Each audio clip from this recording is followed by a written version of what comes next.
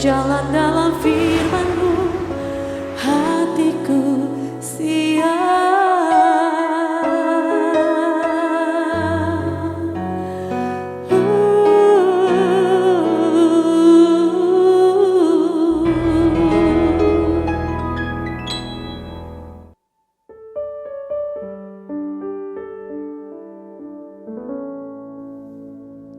Salam, God lover yang dikasihi oleh Tuhan Yesus Kristus.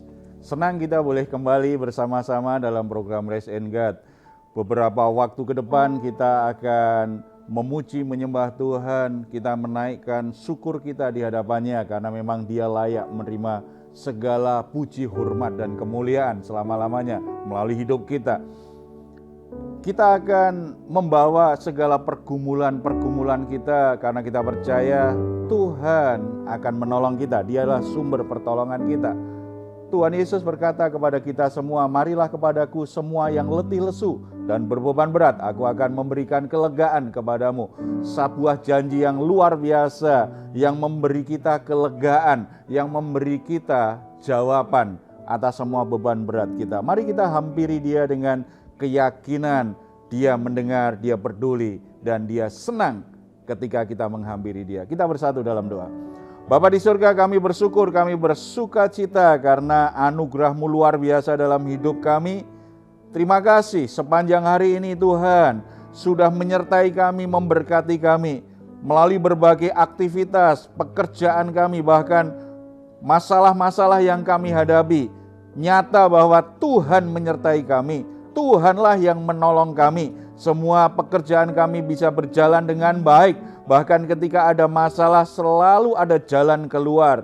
Tuhanlah yang menolong kami. Saat ini kami hampiri Engkau Tuhan dengan pujian penyembahan kami. Karena kami percaya Tuhan bersukacita ketika kami menyembah Engkau. Ketika kami duduk diam mendengarkan firman-Mu. Tuhan disenangkan ketika kami mempermuliakan Engkau dalam seluruh kehidupan kami.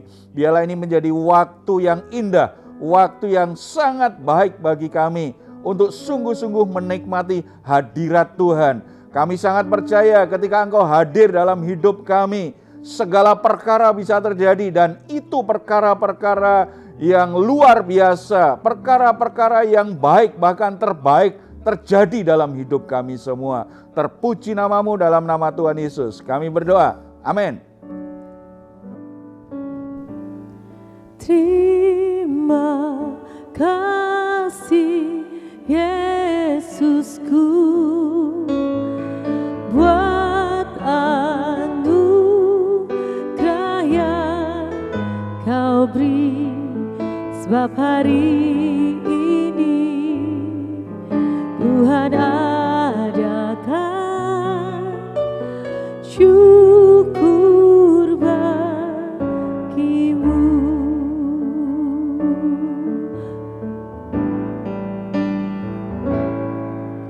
Terima kasih Tuhan untuk kasih setia-Mu yang ku alami dalam hidupku. Terima kasih Yesus untuk kebaikan-Mu sepanjang hidupku. Terima kasih Yesusku buat anugerah yang Kau beri, sebab hari ini Tuhan adakan syukur bagi-Mu. Katakan terima kasih. Terima kasih Yesusku buat anugerah yang Kau beri, sebab hari ini Tuhan adakan syukur bagi-Mu.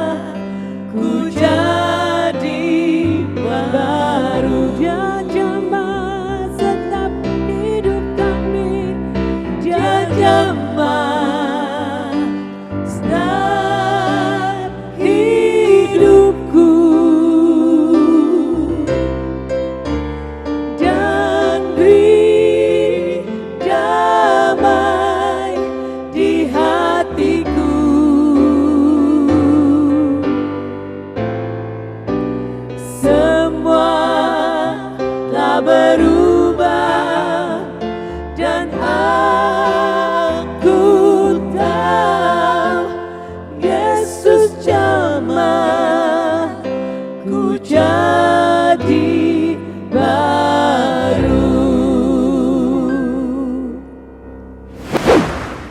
Puji Tuhan, saudara-saudara yang dikasihi oleh Tuhan Yesus, ketika Tuhan menjamah kehidupan kita, tidak ada masalah apapun, tidak ada situasi apapun yang tidak bisa diubah. Tuhan akan menjadikan segalanya menjadi baik adanya.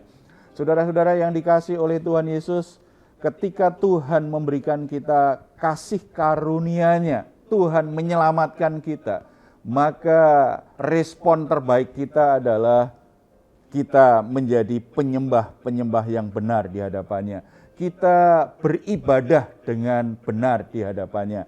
Dan ibadah yang sejati dalam iman Kristen apa? Itu bicara tentang totalitas kehidupan kita. Makanya Alkitab berkata ibadah sejati itu dimulai dari apa? Mempersembahkan tubuh kita menjadi persembahan yang hidup, kudus, dan berkenan kepada Tuhan. Kalau berbicara tentang persembahan tubuh dalam aplikasi hari-hari, itu juga berarti menyangkut tidak hanya aktivitas ibadah kita di gereja, pelayanan kita, atau hal-hal yang terkait dengan hal rohani, tetapi juga terkait dengan pekerjaan kita.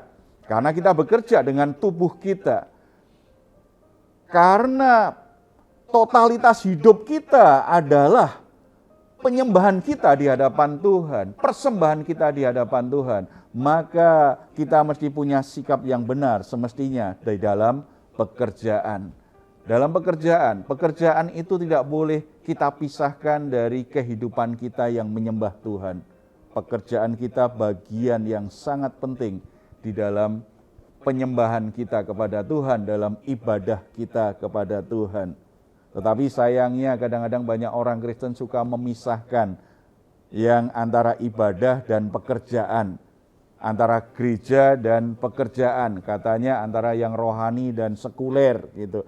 Dalam iman Kristen sebenarnya pemisahan seperti itu tidak ada, karena memang ibadah itu totalitas hidup kita. Karena ada orang-orang yang memisahkan seperti itu, rajin di gereja, sangat baik di gereja, dedikasinya, kesetiaannya baik, tetapi kadang-kadang kita temukan di pekerjaannya jadi batu sandungan. Tidak dilakukan dengan totalitasnya sehingga jadi batu sandungan. Produktivitasnya bahkan kadang-kadang buruk, kinerjanya buruk. Dan ini jadi kesaksian buruk di dunia kerja ya, di masyarakat. Sehingga kadang-kadang orang pikir-pikir kalau ingin terima pegawai yang Kristen. Seperti ini pernah dengar nggak? Kisah-kisah seperti itu ya? Iya Pak, pernah Pak. Ada seorang pengusaha yang dia itu Pak sempat kapok untuk merekrut anak-anak Tuhan atau pekerja yang aktivis di gereja Pak. Karena tidak sesuai dengan harapan dia. Justru si karyawan yang Kristen ini atau anak Tuhan ini justru punya kinerja kerjanya yang sangat buruk Pak. Sering telat dan mungkin banyak gak masuk, alasannya pelayanan lah, apalah gitu Pak. Jadi gak mencerminkan seperti apa yang teladan dari Tuhan gitu Pak. Itu gimana Pak? Nggak tanggung jawab ya? Iya Pak. Ya, sementara gaji harus tetap, nggak boleh dipotong. Bagaimana kita memandang sebuah pekerjaan, itu akan menentukan nilai pekerjaan itu dalam hidup kita. Makanya kita perlu punya pandangan yang benar tentang pekerjaan. Dan pekerjaan kita bagian dari nilai hidup kita yang mesti kita tingkatkan sebagai anak-anak Tuhan. Karena kalau kita punya nilai yang benar tentang sebuah pekerjaan, dan apalagi itu nanti nilainya itu bagian dari ibadah kita, kita akan menjadi pribadi-pribadi, menjadi pekerja-pekerja yang penuh tanggung jawab, kinerja baik gitu. Dan kalau itu terjadi pasti dipercaya oleh pimpinan. Tidak hanya oleh Tuhan, dipercaya oleh pimpinan. Dan kalau itu juga terjadi, terus kita lakukan dengan konsisten, akhirnya peluang-peluang promosi yang baik itu pasti kita terima. Sebuah nilai. Lalu bagaimana Pak untuk menjadi hidup yang bertanggung jawab dalam sebuah pekerjaan? ada banyak ayat yang kita bisa pelajari sebenarnya, tetapi kita akan lihat dulu saja yang dari 1 Tesalonika 4 ayat 1 sampai 12. Di situ diajarkan ada beberapa hal penting yang kita bisa pelajari, bagaimana kita ini punya rasa tanggung jawab. Kalau dipercaya itu ya bertanggung jawab. Dipercaya apa saja ya, termasuk di pelayanan pun juga bertanggung jawab, di pekerjaan bertanggung jawab, di keluarga bertanggung jawab. Dalam konteks pekerja kita juga pekerja yang bertanggung jawab. Ada dua hal penting kita bisa lihat di sini. Dari 1 Tesalonika pasal 4 ayat 1 sampai 12. Ayat yang ke-11 saya akan membacakan untuk saudara semua. Dan anggaplah sebagai suatu kehormatan untuk hidup tenang, untuk mengurus persoalan-persoalan sendiri dan bekerja dengan tangan seperti yang telah kami pesankan kepadamu. Anggaplah sebagai sebuah kehormatan. Sebenarnya bekerja itu sebuah kehormatan. Kalau kita dipercaya oleh bos kita, oleh perusahaan di mana kita bekerja, posisi tertentu, tanggung jawab tertentu, lalu mengerjakan sesuatu, itu sebuah kehormatan. Dan termasuk kehormatan dari Tuhan, karena Tuhan beri kesempatan kita bekerja. Karena kita diberi sebuah kehormatan, ini kan sebuah nilai. Kalau pekerjaan itu sebuah kehormatan, maka saya akan menerimanya dengan sukacita dan saya akan kerjakannya dengan sepenuh hati, dengan kegembiraan juga, karena ini sebuah kehormatan. Tetapi kalau itu sebuah perbudakan, kita anggap kalau ini ngerjain saya diberi tanggung jawab seperti itu, kita tidak akan kerjakan sepenuh hati. Tetapi kalau sebuah kehormatan, kita kan senang sekali, bersyukur sekali. Apalagi kalau kita sadar sebenarnya saya tidak pantas loh di posisi itu loh. Ada banyak orang lain yang lebih pantas, lebih pengalaman, lebih pintar. Tetapi kok saya yang dipercaya, kita akan merasa itu kehormatan. Begitu kita menyadari itu kehormatan, kita sangat bersyukur sekali. Dan kita bersyukur kepada Tuhan, kita berterima kasih kepada pimpinan yang memberi kita kepercayaan. Dan kinerja kita pasti baik, kita akan tanggung jawab. Kita akan kerja keras untuk melakukannya. Kata kerja keras ini ternyata kalau kita pelajari surat-surat Paulus, terutama di Tesalonika, banyak sekali. Pentingnya bekerja. Dan anak-anak muda jangan alergi ketika dengar kata kerja keras. Sebab kadang-kadang anak-anak muda sekarang kalau bisa nggak perlu kerja keras, tapi duitnya banyak. Iya, jadi kalau ditanya gitu, saya suka bercanda tanya anak-anak muda begitu, kalau kamu cita-citamu apa? Saya nggak muluk-muluk sih Pak. Saya nanti kalau selesai kuliah saya bekerja, tapi dapat posisi yang bagus, gaji yang banyak, tetapi kalau bisa pekerjaan nggak terlalu capek-capek lah, tapi gajinya banyak, begitu ya. Lalu kalau kamu punya gaji yang besar, punya banyak, untuk apa? Ya untuk senang-senang, setelah itu dapat pacar yang cantik, karena banyak orang percaya kalau duitnya banyak, cewek cantik mudah didapat gitu. Kalau wajahnya jelek, sulit. Jadi kasihan sekali, sudah jelek, dapat yang jelek lagi. Itu mereka bercandanya kan begitu. Kemudian nanti kalau kamu sudah menikah dengan wanita cantik gimana? Ya nanti setelah itu punya anak yang cakep-cakep juga Pak. Kalau anaknya sudah dewasa ya punya cucu yang cakep-cakep. Kamu tambah tua ya mati masuk surga. Itu aja, nggak muluk-muluk cita-citanya. Kadang-kadang berpikirnya yang enak-enak seperti itu. Tapi realita hidup nggak selalu begitu. Memang ada orang yang kelihatannya beruntung. Nggak perlu kerja keras tetapi punya semuanya. Ada orang-orang seperti itu. Tetapi realita hidup tidak seperti itu. Karena memang Tuhan rancang manusia itu dengan kemampuan bekerja. Bekerja itu bagian dari desain Tuhan atas hidup manusia. Sebagai makhluk yang bekerja. Makanya banyak orang yang kadang-kadang kalau libur terlalu lama tidak lakukan apa-apa, bosan juga kan? Ketika kita tidak bisa berkreasi, ketika kita tidak produktif, harusnya hati kita terganggu, pikiran kita terganggu. Kalau liburan sehari 2 hari bolehlah, misalnya memang pengen santai-santai. Tetapi masuk seminggu, 2 minggu, bahkan sebulan, bertahun-tahun orangnya mau santai-santai terus. Itu namanya pemalas. Libur terus maunya. Tidak. Kita dirancang untuk bekerja. Makanya kalau kita dipercaya sebuah pekerjaan, kita memberi nilai, itu sebuah kehormatan yang dipercayakan kepada saya harus lakukan dengan baik, saya harus bekerja. Saya harus bekerja dengan baik. Karena memang itu yang Tuhan rancang. Dan fokus kita bukan pada upahnya. Karena bekerja itu memang bagian dari desain Tuhan. Kalau kita tidak bekerja, kita nggak produktif, kita tidak berkreasi, kita tidak bertumbuh, kita tidak berkembang dengan baik. Kita memang ingin digaji lah kalau kita bekerja ya. Tetapi fokus utama bagi orang Kristen sebenarnya bukan, nilai pekerjaan itu bukan di duitnya.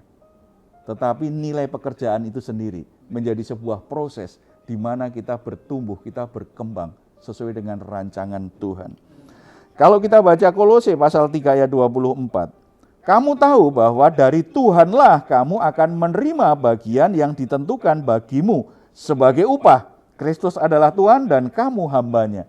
Ini menarik sekali. Siapa yang memberi upah? Kamu mau diberi upah oleh bosmu saja atau kamu mau diberi upah oleh Tuhan? Kalau Tuhan memberi upah melampaui apa yang diberikan seseorang yang memang menggaji kita.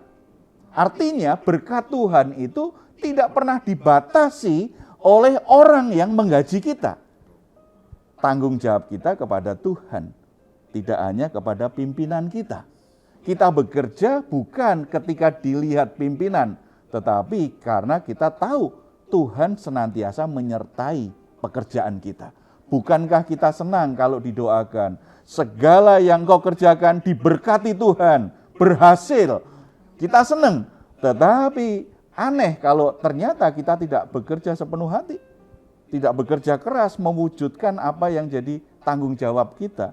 Tetapi ingin dibuat Tuhan berhasil. Kira-kira Tuhan memberkati pemalas enggak? Kira-kira Tuhan memberkati orang yang tidak bertanggung jawab enggak? Kan enggak. Tuhan senang kalau anak-anaknya bertanggung jawab. Tuhan senang anaknya bekerja. Karena itu sesuai dengan rancangan Tuhan. Jadi saudara-saudara, tanggung jawab itu bagian dari kita beribadah kepada Tuhan. Bagian dari proses pertumbuhan kita, bekerja. Jadi kalau ada kesempatan diberi tanggung jawab, kerjakan sepenuh hati. Kerjakan sebaik-baiknya. Dan yang kedua menjadi teladan.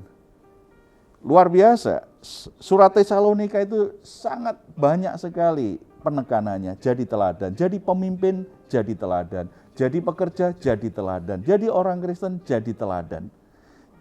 Dalam konteks pekerjaan juga seperti itu. Di ayat 12. Sehingga kamu hidup sebagai orang-orang yang sopan di mata orang luar dan tidak bergantung pada mereka. Jadi orang-orang yang orang lain melihatnya itu ini menghargai. Bagian dari kesopanan itu kan menghargai orang yang memberi kepercayaan. Orang yang mempercayakan pekerjaan itu kepada kita.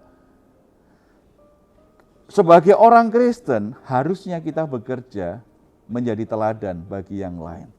Jangan bahkan mengambil keuntungan terlalu banyak, tetapi memberi keuntungan kepada orang yang mempercayai kita terlalu sedikit, atau bahkan mencuri apa yang bukan hak kita.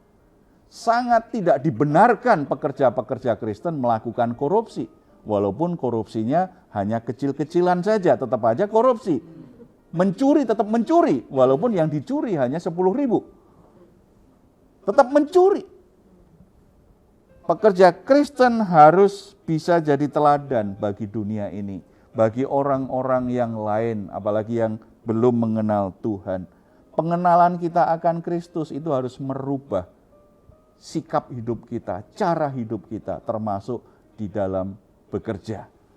Ketika kita bekerja dengan sepenuh hati sebaik-baiknya, tidak cari muka kepada bos kita, lakukan tanggung jawabnya, bekerja keras untuk mewujudkan apa yang jadi tanggung jawab kita. Nama Tuhan dimuliakan, menjadi kesaksian bagi banyak orang, dan akhirnya orang akan mempercayai kita lebih baik lagi.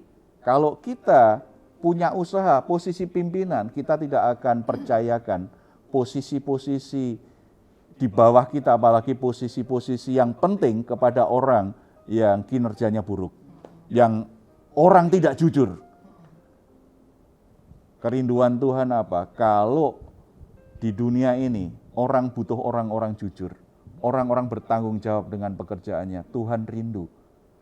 Dunia tahu yang perlu dicari anak-anak Tuhan. Tuhan ingin anak-anak Tuhan itu jadi teladan. Tanggung jawab kita mempermuliakan Tuhan lewat pekerjaan kita. Jadi Bapak Ibu saudara-saudara yang dikasih oleh Tuhan Yesus, bersyukur dengan pekerjaan yang saudara miliki saat ini. Kadang-kadang kita terlalu berkeluh kesah dengan, wah ini pekerjaan ini kecil, gajinya kecil. Padahal kita sudah berdoa bahkan berbulan-bulan pengen dapat pekerjaan. Lalu dapat kesempatan bekerja. Lalu situasinya ternyata tidak seperti yang kita harapkan. Maksudnya tidak seperti yang kita harapkan itu ternyata membuat kita tanggung jawabnya terlalu besar. Gajinya tidak seimbang katanya. Lebih baik tidak bekerja. Kan sikap yang salah. Lebih baik nganggur nggak ada penghasilan. Lebih baik punya penghasilan kecil tapi bekerja. Jadi saudara-saudara belajar mulai bersyukur. Beri nilai pekerjaanmu. Itu sebagai kepercayaan Tuhan melalui seseorang yang mempercayakan pekerjaan itu. Kalau itu sebuah kehormatan, lakukan sepenuh hati, lakukan.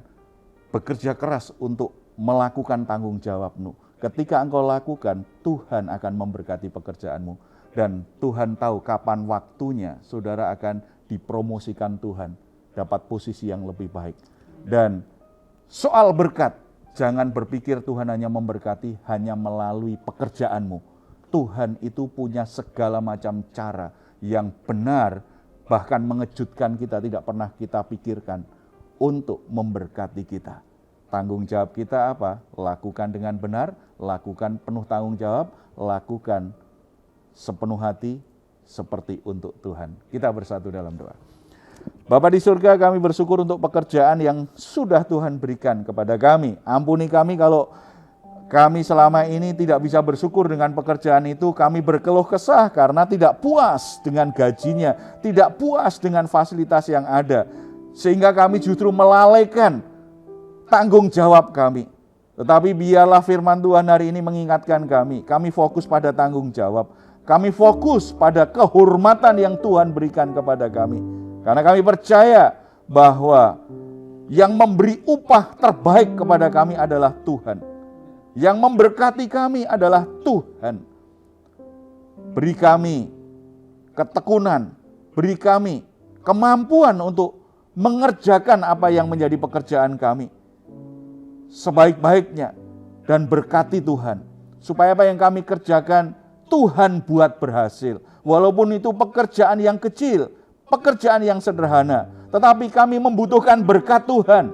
Kalau pekerjaan kami diberkati Tuhan, pasti itu menjadi sesuatu yang baik, yang bisa kami nikmati. Dan akhirnya Tuhan akan percayakan kami pekerjaan-pekerjaan yang lebih besar lagi.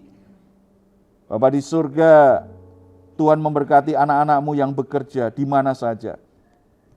Sebagai buruh pabrik, sebagai guru pengajar di sekolah-sekolah, sebagai penjaga toko atau bahkan yang memiliki toko, sebagai marketing, tenaga kerja profesional apapun. Kiranya Roh Kudus memberi mereka hikmat tuntunan agar anak-anak-Mu bekerja dengan cara yang benar, dengan cara yang jujur, yang bisa mempermuliakan Tuhan. Menjadi teladan, kesaksian bagi banyak orang. Kehadiran anak-anak-Mu di dunia kerja itu mendatangkan kemuliaan bagi nama Tuhan.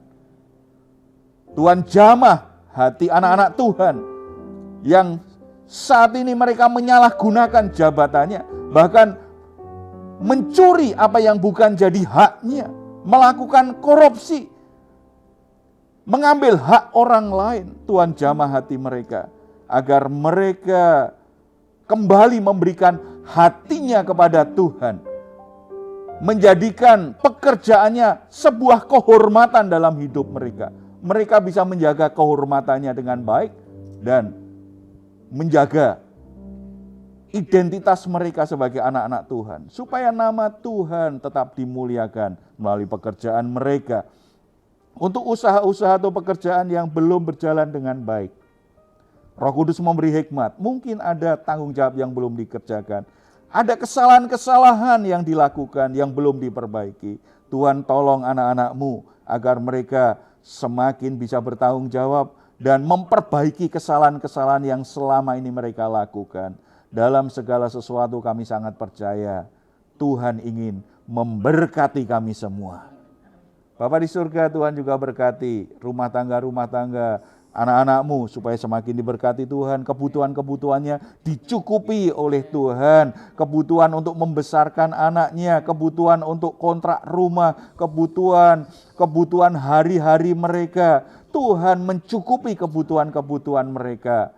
Tidak ada yang kekurangan karena berkat Tuhan ada di rumah kami semua. Tuhan juga memberkati kota kami, Tuhan memberkati bangsa dan negara kami. Kami tidak putus-putusnya selalu meminta berkat Tuhan untuk bangsa kami. Karena ini yang kami butuhkan, melewati krisis-krisis yang terjadi.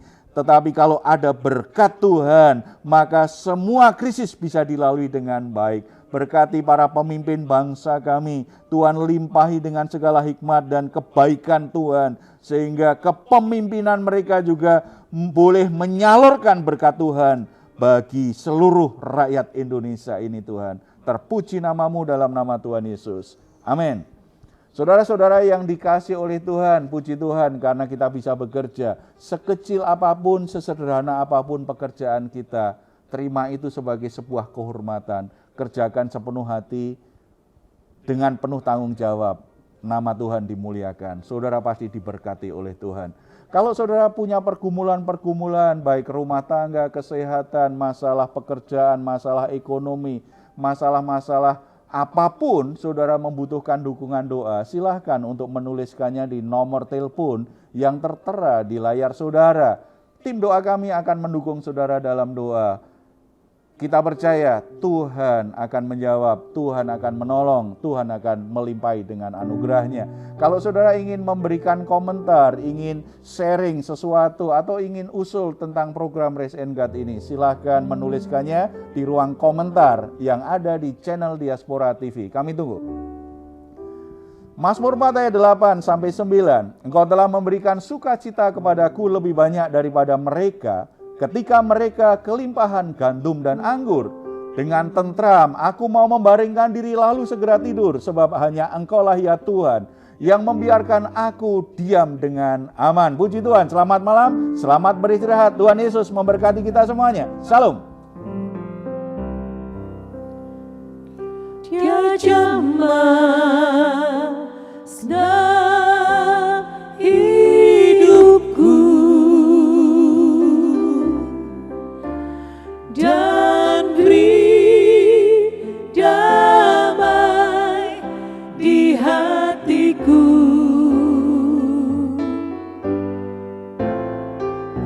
Semua telah berubah dan aku tahu Yesus jamah ku